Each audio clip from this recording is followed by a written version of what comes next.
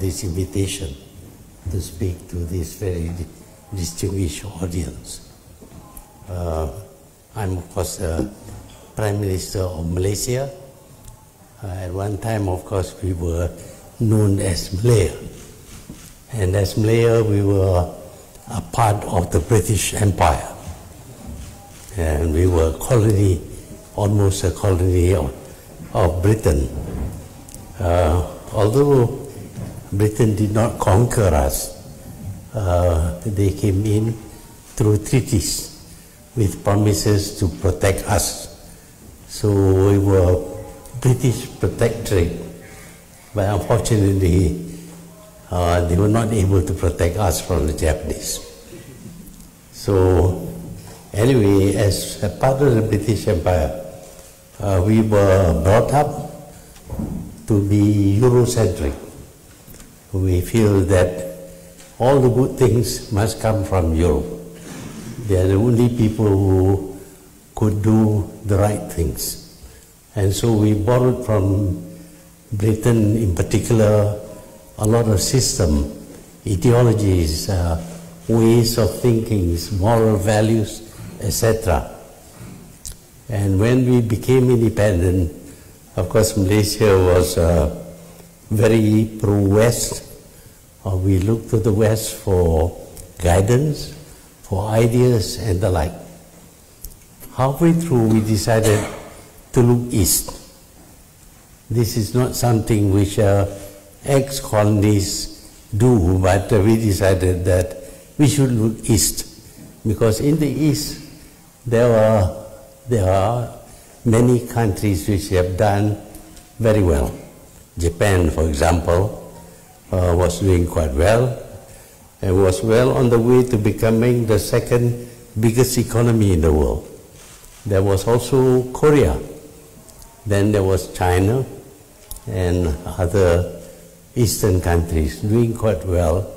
And for that reason, we decided to look east, to learn from the east, because now we find that the east not only had caught up with the west, but in many instances had actually advanced beyond what Western achievements.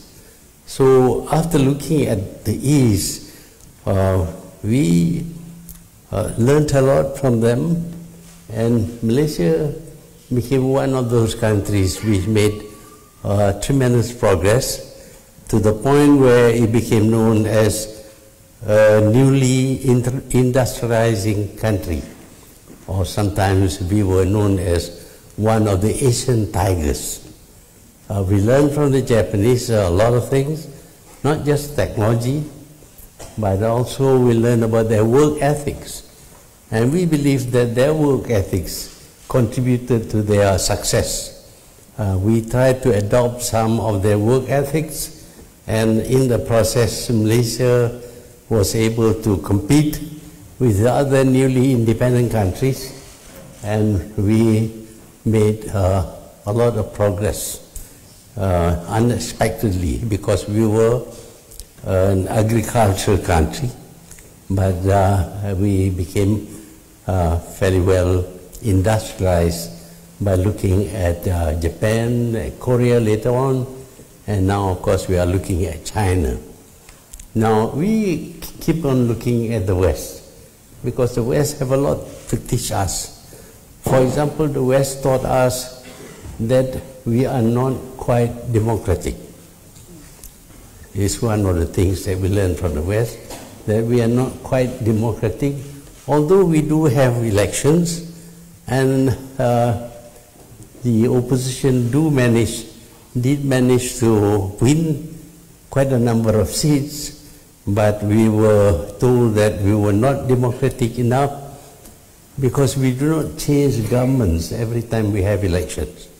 The same party won every election and continued to be the government of the country, and this lasted for 60 years until in 2018, when the government party, the coalition which won independence for the country, they lost to a new coalition of the opposition parties.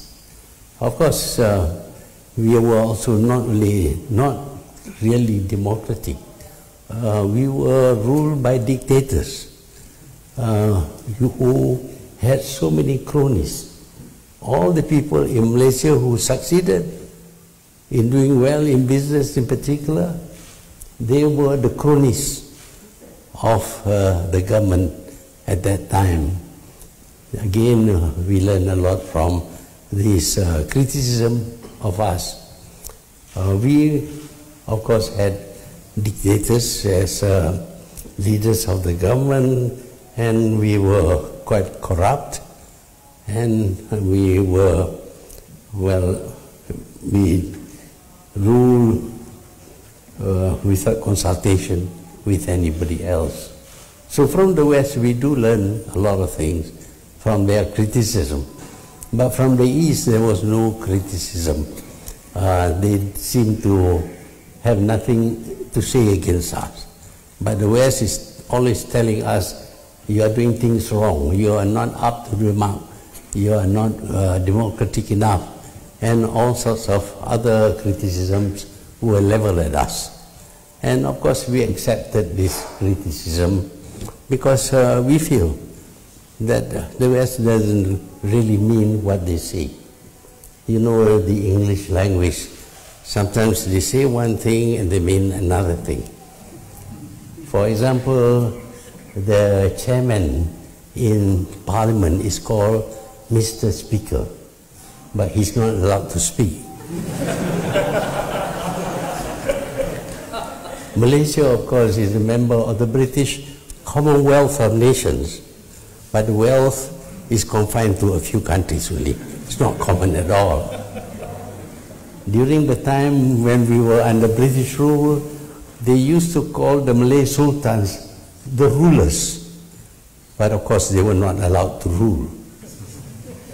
And the rulers had advisors who actually rules. So in the English language, when they say something, it doesn't really mean what they say. So when they criticize us that we are dictators and things like that, I don't think they mean it.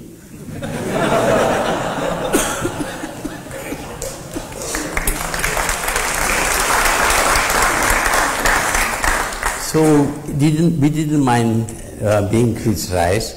We also felt comfortable with Eastern countries which never criticize us. Then we have the New World Order, which is constantly being changed mostly by the West. The West comes up with a lot of new ideas, and we are told to accept those ideas. For example, they decided that there should be a world without borders. And of course, we never refused or reject the idea. We accepted the idea. Unfortunately, when they say the world without borders, they meant only capital flows. Capital can flow in and out regardless of the borders. But of course, later on, when you have no borders, people also want to cross to other countries. Now, of course, although they still believe in a borderless world, they are putting up walls and barbed wires to keep out people. So the borders have come back for people, but for capital is okay. And the capital comes in and out of our country. And at one time we suffered from a currency crisis because money came in large quantities to buy shares in our market, pushing up the value of the shares, and when the shares were valued at a higher enough level, they then dumped the shares, took their profits, and left the country, leaving, of course, the locals who had invested together with the foreign investors, hoping to have a very good increase in the value of the shares, suddenly finding that the shares were practically valueless. But these are things that happen all the time, and Malaysia somehow or other managed to handle these problems, in particular with the currency crisis of 1997-98. We survived that because we were unorthodox people. Just as when people were looking at the West, we decided to look at the East. In the case of the currency crisis, we did something wrongful. What we did was we fixed the exchange rate. Nobody can trade in our currency, and of course we were told the country would collapse. But instead of collapsing, the country did very well and came out of the crisis. Now, of course, the great minds in the IMF and the World Bank says, well, Malaysia was right in doing that, but it's too late for many other countries. So we see today the world in a mess. The world is in a mess. Everywhere you see a lot of things happening which should not be happening. In Latin America, we have huge numbers of people migrating north to go to America because they see America as a paradise. Unfortunately, Mr. Trump doesn't like the color of their faces, perhaps, and he has erected a wall. But the march still goes on. Even in Europe, you're seeing a lot of Arabs and Africans moving here by the millions. And one country at least put up barbed wire barriers.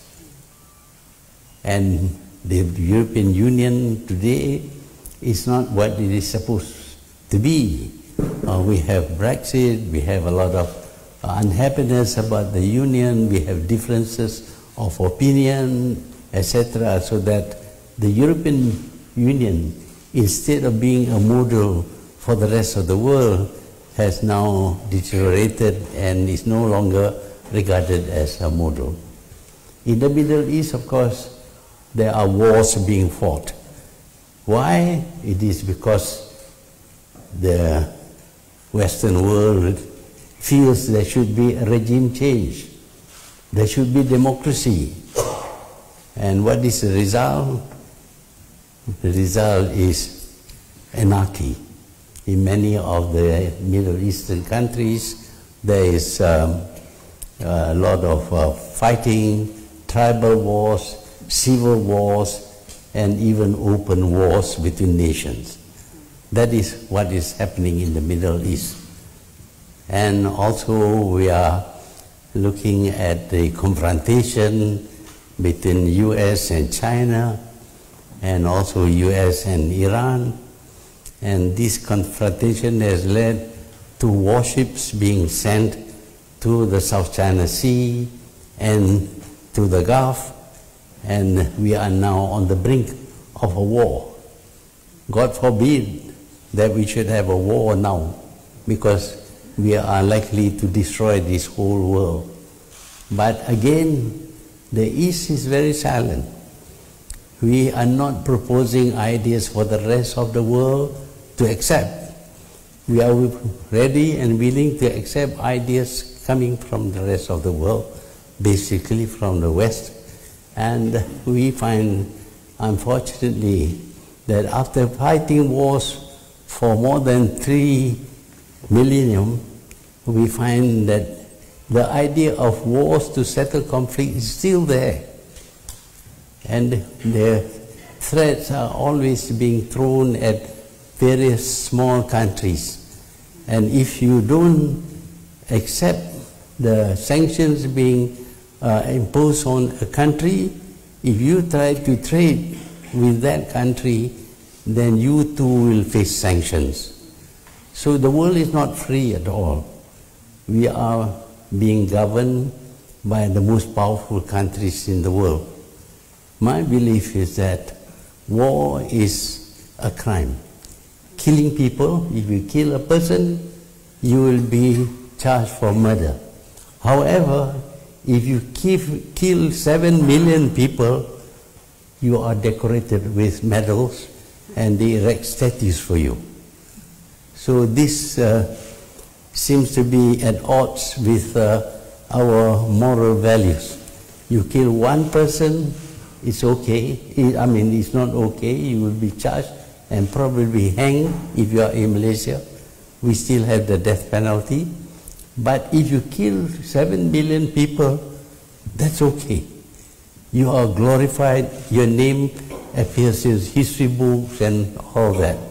So there is something wrong with our way of thinking. Problems, conflicts between nations should not be settled through killing people. That's what war is all about killing people. I think we should be civilized enough to avoid killing people. My belief is that unless we reject war as a means of settling conflicts and instead replace it with negotiation, arbitration, and resort to a court of law, then I think our civilization will be regressing. My belief is that despite 4 million years of living as civilized people, we are still very primitive. We are still at the level of killing people in order to solve problems. I hope that one day the idea that war is a crime would be accepted by the world. I thank you.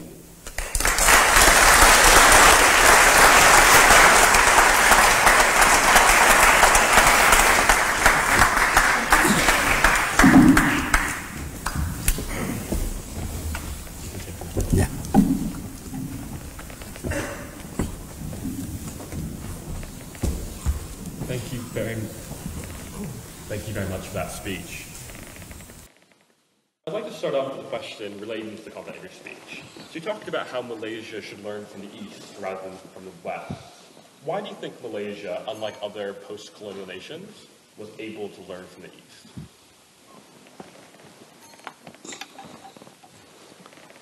Well, despite having been ruled by the West over a long period of time, being told to be Eurocentric, we did notice that the countries of the East were able to do well, to develop themselves, to acquire the technologies, to compete and to win. And they must be doing something right. And because of that, after visiting Japan and Korea for several times, it was decided that we should look at them. They must be doing something right. That is why Malaysia decided to change course and turn towards the East while remaining with our Western values. In the last few months, one of the Asian tigers, Taiwan, has legalized gay marriage. Do you think Malaysia should learn from the East in that way? I don't understand this gay marriage. Marriage is about, well, procuring children. But gay marriage, do they get children? What do they do? Well, they adopt children and things like that. Today, the institution of marriage has been, discarded almost. No marriage, no family. What are we going to be? To us, this is a regressive way of thinking. Simply because you think people should be free, then they can do what they like, and they feel like marrying men and men, women and women, oh, that's okay, that's their right. I think rights have got limits. There's no such thing as absolute right to do everything. So should old people who can't have children be allowed to get married? Or should infertile people be allowed to get married? Well, if you get married, it must be between a man and a woman. Okay. So you've kind of gotten back into politics quite recently after a kind of spell out of politics. Why did you choose to get back involved? Why did you decide to become Prime Minister again? I didn't decide. Actually, I had stepped down voluntarily. Nobody pushed me out.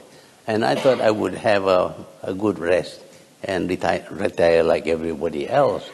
But a week after I stepped down, people came to see me and asking me, please do something about the new Prime Minister. Because he has discarded all the things that he promised to do. After some time, the pressure became very, very strong, and of course, the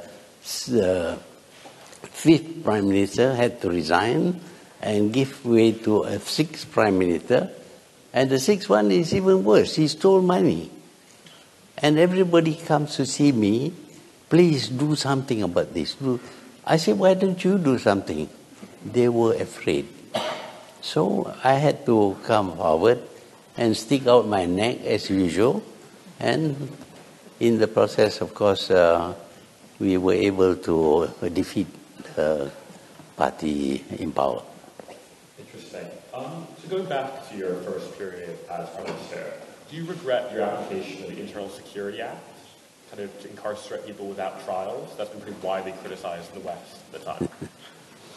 The Prime Ministers before me were using the same law, so did the British. We inherited this from the British. And we were so Western-oriented that we thought anything that the British did must be right. So we adopted that law, but of course, later on, the ideas change, values change, and they say it was not right to detain people without trial. So eventually we abolished that. All right. So in the past kind of period since you became Prime Minister in May 2018, you moved to ban Israeli swimmers from coming to Malaysia as part of the World Para Swimming Championships. Why did you do that? Which one? Why did you ban Israelis from coming to swim in a competition? Well, we respect people who respect other people. The Israelis didn't respect other people. You take a country that belongs to somebody else and you create a state of Israel. Never compensate anything. Did not ask for a plebiscite or a referendum. You just took the land and gave it to Israel. That is wrong. But did those swimmers do that? Did those swimmers take any land from Palestinians? Yeah, they took the land from the Palestinians, and now they are even building settlements on Palestinian land. Can you imagine the Israelis taking over Cambridge and calling it Israel? How do you like that? But did those particular swimmers do anything like that? They were just disabled swimmers coming to Malaysia for competition.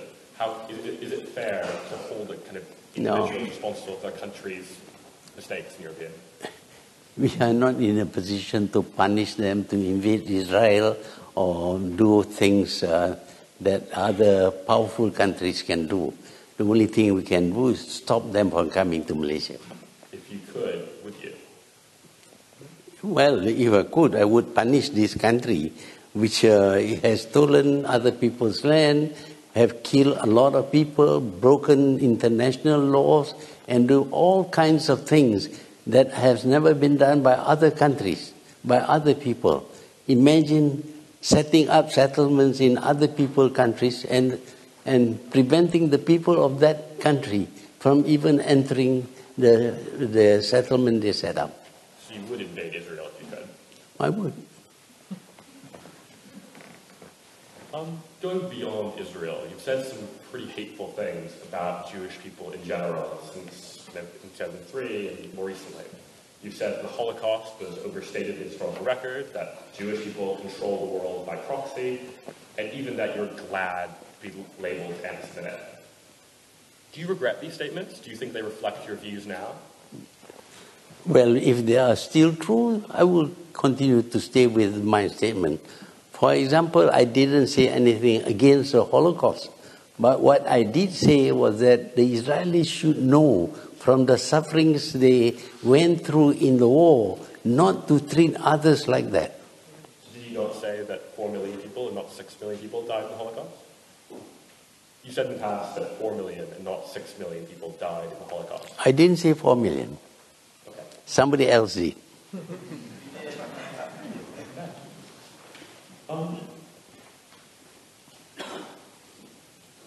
So you've been kind of going beyond kind of Israel, LGBT rights. You've been talking a lot about foreign affairs recently. So what do you think of what's going on in Sudan at the moment? I know you've spoken about that in the recent past. Well, I don't know about Sudan. I was in power in Malaysia for quite a long time. I decided to step down.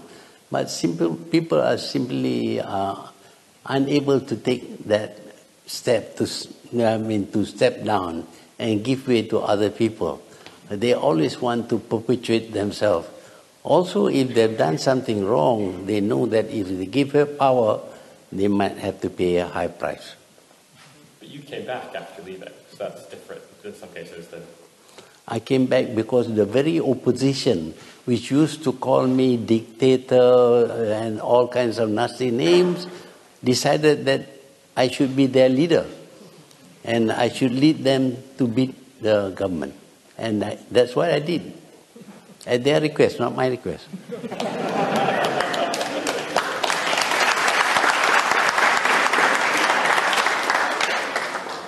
All right, 2 more questions and I'll turn it over to you guys. So when you kind of criticize Jewish people, do you think it's fair to label all Jewish people by the alleged crimes of the Israeli state? The Malays used to be labeled as lazy people. It's not that all Malays are lazy. Some of them are hardworking, but they generalize and call the whole Malay population as lazy.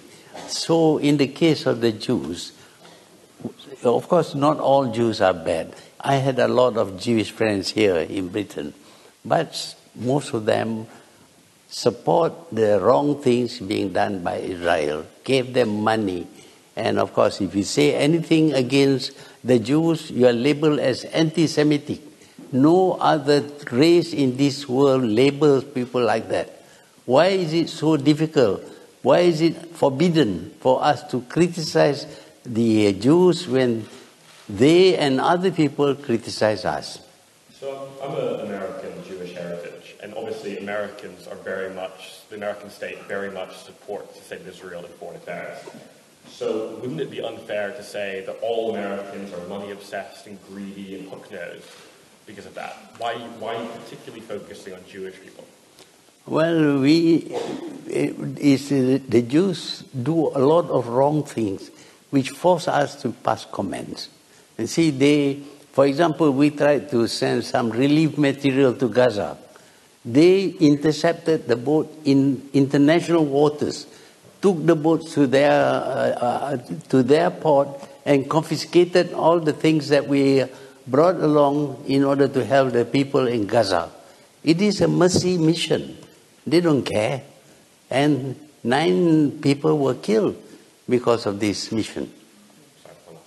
Isn't that Israel as opposed to Jewish people in general, though? The Israeli state did send commanders. It wasn't Jewish people in France, it wasn't Jewish people in the United States, it wasn't Jewish people in Britain. It was Israel that did that. I'm waiting for the Jewish people to condemn Israel. So when Jewish people in the US and UK and Israel... Well, if they condemn that, it means that they separate themselves from the deeds of the Israelis. So currently, they are supporting. So you don't think that Jewish people are hooked? But like when you say Jewish people are hook-nosed, you're saying just Jewish people. You're not saying Jewish people that support the state of Israel. You're generalizing the whole population. Do you think that's right? Well, people do generalize in describing certain people. We take some general characteristic that they have. Why is it that it's the Jews who resent this when other people don't resent being accused of some general characteristic they have? All right. I think that's enough on that last question. Would anyone if anyone would like your question, please raise your hand. I'll call on you and a microphone will come to you. Could we have you there?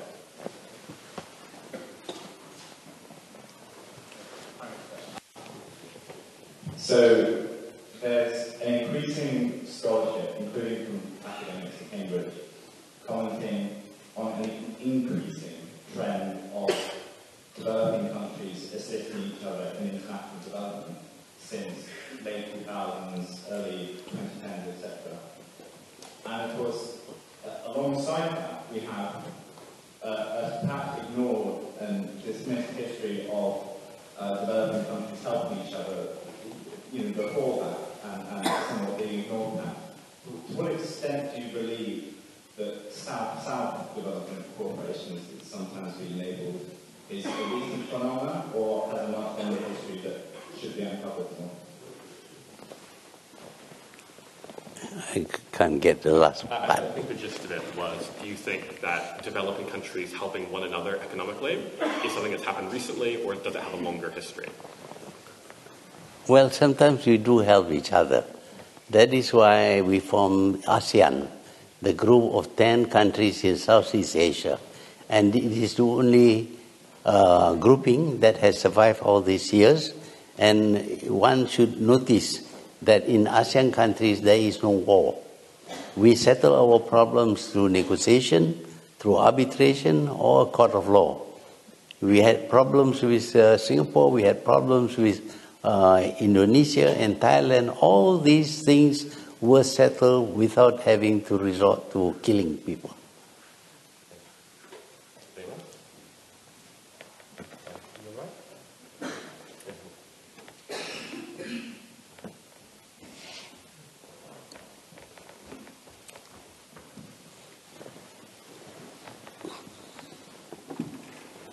Good evening, sir. My name is Marcus. I'm studying law at Queen Mary University of London. You recently criticized the lack of the global rule of law and the sovereign inequality between the third world and the first world countries, and also the abuse of international law by the current geopolitical powers due to their overlapping interests. So how do you think the smaller countries like Malaysia and other Eastern countries for that matter could claim their own narrative in the international liberal order? And another second question, very quickly, do you find it that if we rely on China, say for example, the Asian Investment Bank, is better than getting some monetary help from IMF or any other institutions based in the Western countries for that matter? Thank you so much. Yeah. The first question is, how do you think smaller countries like Malaysia can kind of use the international law in geopolitics to defend their own interests? Well, I think the world promotes democracy. But when it comes to the United Nations, there is no democracy at all. Now, if the United Nations is made more democratic, I think little countries need not fear the big countries. What we see is a separation between the powerful countries and the weak countries in the United Nations. In order to give everybody a fair hearing, you should have a round table where everybody sits at the round table, each one having only one vote. It doesn't matter whether you are the United States of America or China, but you have one vote. Just like in elections, we don't give more votes to the rich people or the educated people. Everyone has one vote. But this is where we fail. We accept the victory of certain countries 70 years ago as if this is going to be a permanent victory. They have the right to veto other people's ideas, other people's thought. We are not democratic, and this organization is supposed to promote democracy. First, promote democracy in the United Nations, then we don't have to have any choice whether we are with this country or that country.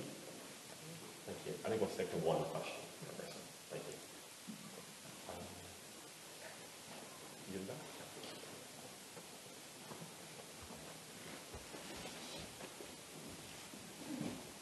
So, hi, thank you for being with us. My I'm from Yemen. I'm a PhD student at Yale University. I have a question for you. As someone who saw Malaysia go through the whole stage of modernization, where do you see the future of many countries in the Middle East, specifically Yemen, Syria, Iraq? What's the way forward for these countries as, we're trying to speak about this more democratic approach? Thank you. Well, if we are not disturbed by big powers trying to fiddle with small countries, trying to get them to support their side and all that, we could, Malaysia can develop very well in the present situation because we don't take sides with anyone. Malaysia wants to be a friend to all the countries in the world, irrespective of their ideology. We don't presume to change internal affairs of other countries. That way, if everybody practices that, the world would be a much better place than shooting ships or bringing down airplanes, etc., etc. Thank you. In the front.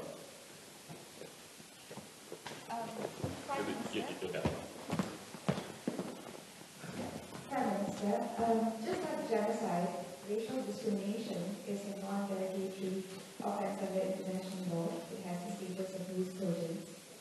It is arguable that Malaysia's affirmative action under Article 153 is racially discriminatory.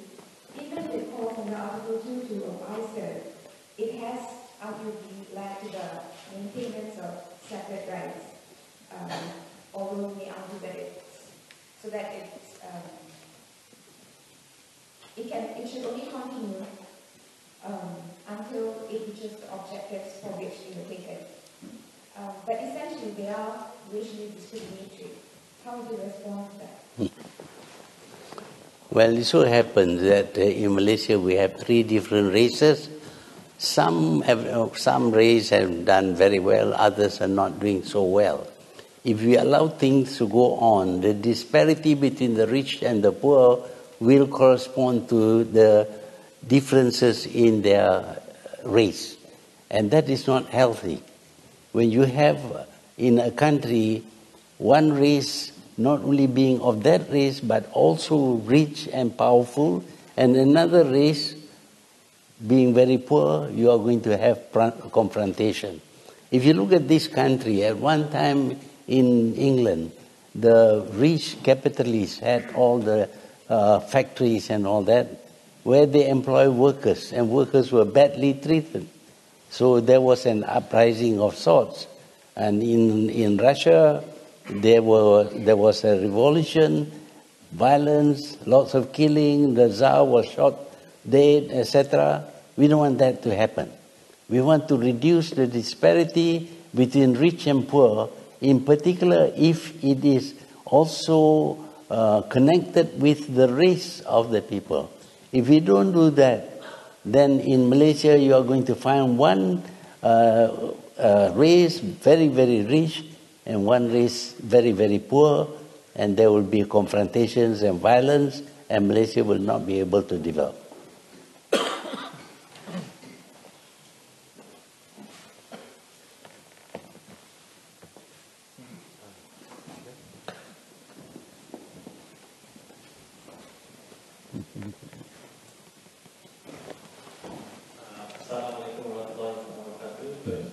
My name is Raif. I'm basically a PhD student in London, UCL. This question is kind of a bit out of topic. Do Malaysian government has financial relations with Indonesian government in history? Thank you. With the? Malaysian government has financial relations with Indonesian government. Which government? I'm not sure I follow that either. Yeah. Financial relations. With? Yeah, economics or... Have they? Or? Yeah, I mean like what kind of... Indonesia. Indonesia, yeah. We have no relation with them. As you know, the rupiah is not like the ringgit. The rupiah has depreciated to the point where 1 million rupiah would buy about $100, 100 ringgit of goods. So they have gone their way. We have gone our way. We do not try to chase the increase in the prices of goods and services by increasing income. You do that, you are going to have inflation, and that inflation will lead to the devaluation of your currency. As you can see, the currency in Malaysia is still acceptable, is still being used. In Indonesia, sometimes when you stay in their hotels, they prefer to be paid in American dollars.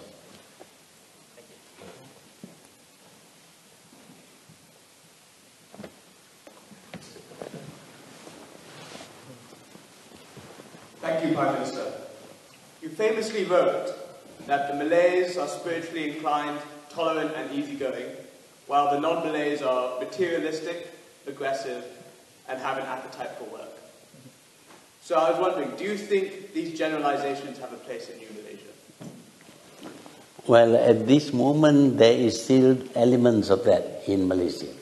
The Malays are disinclined to work very hard, whereas Chinese are very good business people. They work very hard and they accumulate a lot of wealth. They came to Malaysia as coolies, as laborers, but today their children, their grandchildren are millionaires. But the Malays who originally were identified with the Malay states and the Chinese were foreigners, but we find that the Malays are lagging behind because they don't work hard enough.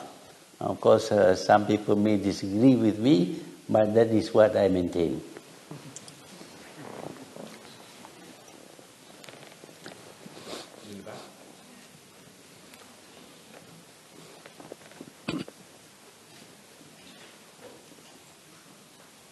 You earlier said that the British used to think that the Malays were lazy, and this is something that we shouldn't be thinking, because negative generalization, and it needs to be big things to be racist, and that's not something that's good.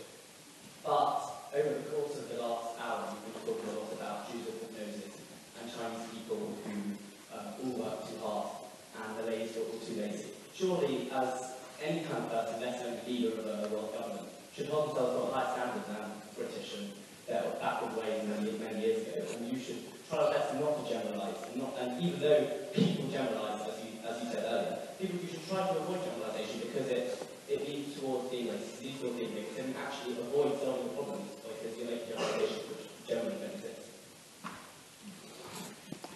Well, whether we like it or not, sometimes we have to generalize in order to put people in certain category in comparison with other people. I don't think people should feel very hurt. I know the British used to say that the Malays are lazy. I'm afraid that sometimes I do agree with them, but that is a generalization. There are lots of hardworking Malays who are prepared to do everything possible to improve their situation. So just one question for me. So if you acknowledge that there are many Malays that kind of fall outside of generalization, why do you say that Jewish people in general are inclined towards money? Why can't you say, that there's some clever Malays, some hardworking Malays, there are lots of Jewish people, maybe perhaps most Jewish people, that care about human rights, care about social justice, care about democracy? As I told you, I had some Jewish friends, very good friends. They are not like the other Jews. That's why they are my friends. They were.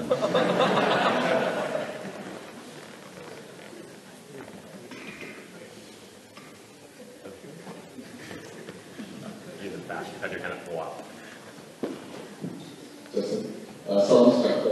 Thank you for everything you and PhDs are doing for Malaysia.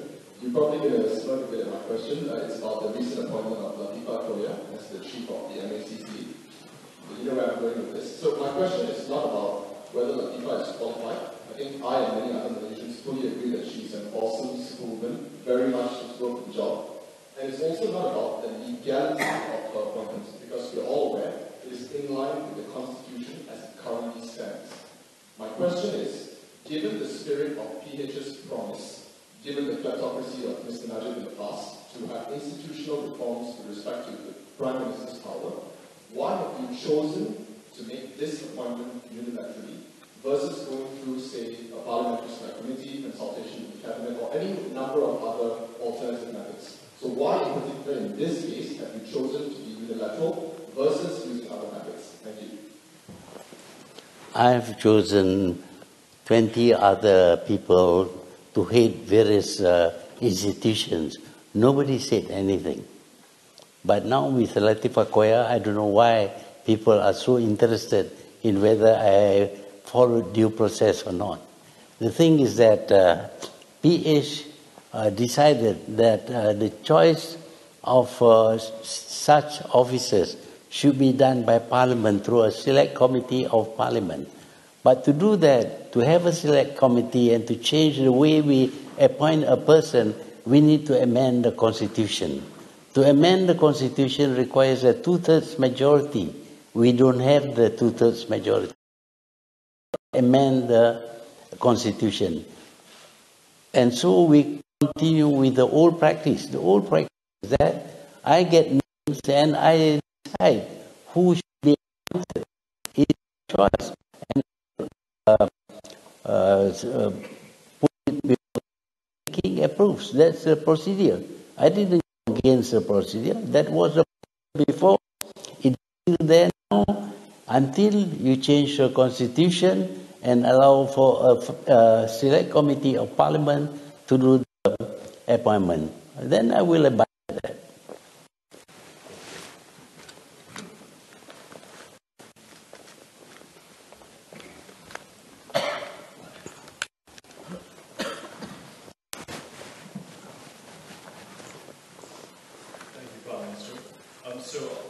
Many post-colonial nations, especially in Africa, struggle to establish an effective central government.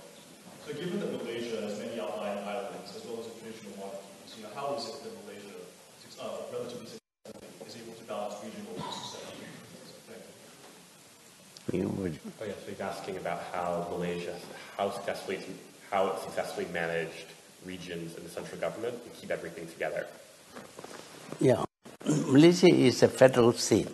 It's not a union. We agreed at the time when it was founded that the state should remain as the state, the identity of the state. They do not want to give up the power that they had over their own state. So we drew up a list of functions that is allocated to the federal government and the ones that are given to the states. The states, for example, they have authority over resources, over land matters, and a few other things. But for the federal government, we are in charge of law and order. We have a single army and single police force that operates throughout the federation. This is done by agreement. Everybody seems to be happy with that kind of agreement. And of course, if they are not happy, they can express their unhappiness, and if we need to change the constitution, which is federal constitution, then we will do so, provided we can get the necessary. Thank you. Thank you.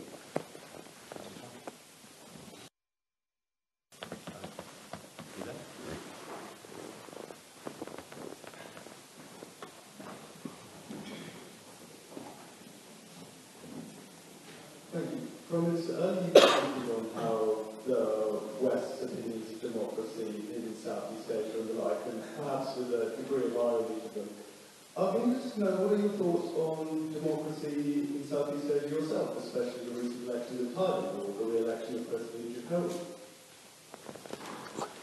There are many interpretations of democracy. We have liberal democracy, we have some kind of limited democracy to fit the situation. In Malaysia, there is a tendency for the different races to confront each other.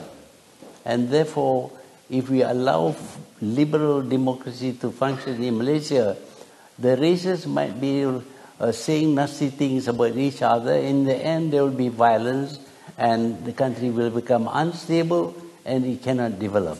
So to that extent, we do not allow such racial remarks to be made openly. Of course, at home they can say what they like. But openly they should not pass remarks which only annoy other races, because we don't want to have a situation where the country is up in arms fighting each other, as you see in some of the newly democratized countries like Libya, where tribal problems arose because they were not subjected to rules with regard to action and freedom of speech.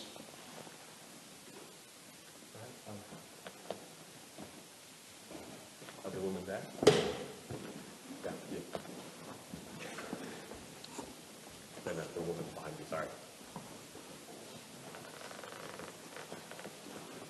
Hi, my name is Matt, and thank you for being here. So the concept of sustainable development asks us to balance the social, economic, and environmental pillars.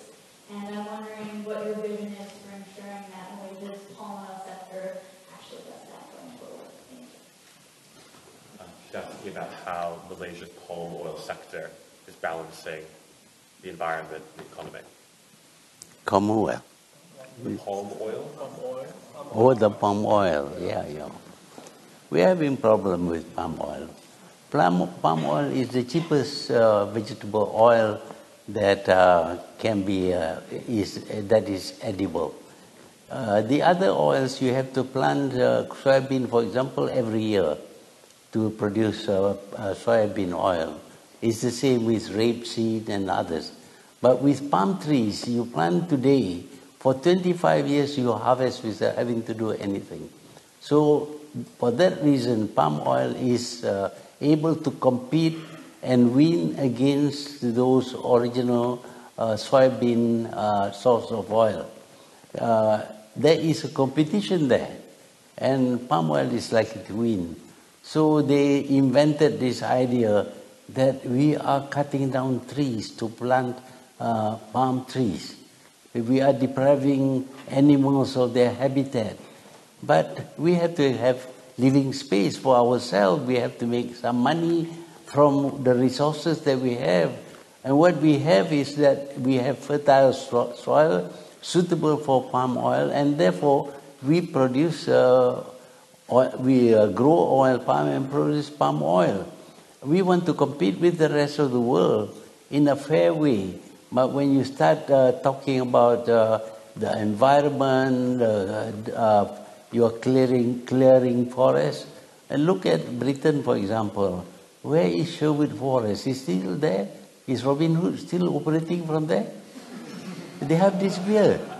Most of the Europe has cleared all the forests in Europe, so much so that there are no wild animals in Europe. But in Malaysia, believe me, we still have tigers. If you like to go into the jungle, we can send you there and see whether you will survive or not. Okay, cool. We'll do two last questions, and then the Prime Minister will have to go. So you over there? So my name is Min Han. We're interested to know your view on how relations with Singapore have evolved since your last time in power. And the second question is, how do you see the trade war and its impact on Malaysia and Southeast Asia?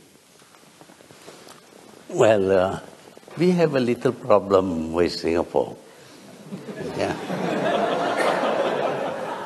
Way back in 1926, when Singapore and the peninsula were under British rule, the British decided to sell raw water at 3 cents per 1,000 gallons. That was in 1926. The cost of things have gone up. But now Singapore still insists that they pay only 3 cents per 1,000 gallons of raw water, which when they purify and made potable, they sell at 17 Singapore dollars. It's about 50 Malaysian ringgit for 1,000 gallons of treated water. Do you think it is fair? We think it is not fair. You buy for 3 cents and you sell for 50 ringgit. So we are trying to negotiate with them. We don't want to go to war with them, but we want to be good friends. We negotiated, but we have been negotiating for years and years, and they refuse to give in at all until now. They are still paying 3 cents per 1,000 gallons, which they can sell for 50 ringgit per 1,000 gallons after treatment. I don't know whether that is fair or not fair, but to us it seems unfair. To Singapore it must have been fair to them because they still maintain they should pay only 3 cents. With 3 cents you can't even buy one bungkus of nasi lemak. Yeah, but with the Korean War, I think there was the trade war, China, not the Korean War. I think it is silly. It is stupid. It's not the way to solve problems. Well, sit around the table and discuss this matter and find solutions. If you find that the Chinese are selling too much to the United States, then of course you tell them you cut down on your sales. The U.S. acts against the Chinese, and we become the victims. We had done nothing wrong to the U.S. at all. We are very good friends of the U.S., excepting with Mr. Trump. But you know, this trade war is not giving the U.S. Doing anything good for the U.S. or for China. But we, on the fringes, we have to pay a price. We have done nothing wrong. I think it is unjust. Let's get these two big nations, matured nations, civilized nations, come and sit together and discuss how you can solve your imbalance in the trade. That's all that happens, imbalance in trade.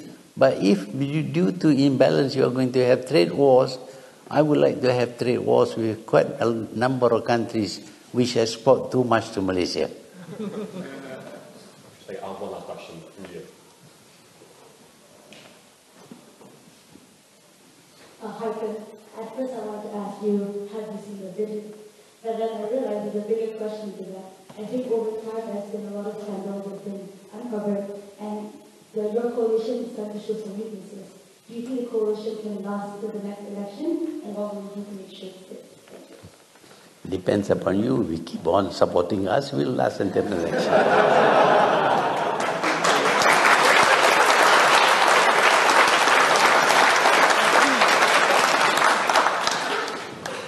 Fair enough.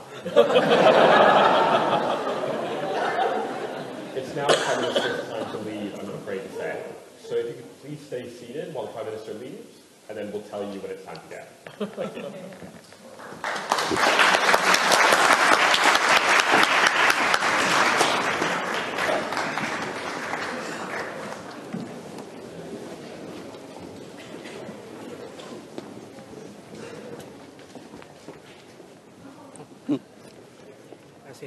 Right.